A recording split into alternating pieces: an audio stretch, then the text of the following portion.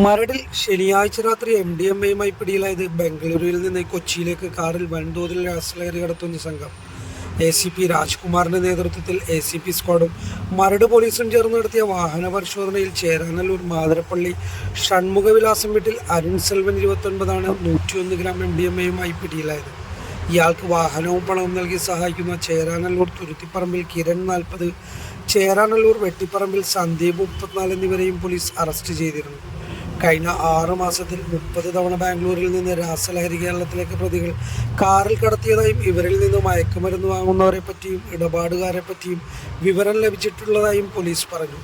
Police inspector Premanandan, Maradu SI Labimon, Gopi, Josy, ASI Anilkumar, SCPOമാരായ മഹേഷ്, സനീപ് എന്നിവരടങ്ങിയ സംഘമാണ് പ്രതികളെ പിടികൂടിയത്. ഇവരെ കോടതിയിൽ ഹാജരാക്കി റിമാൻഡ് ചെയ്തു.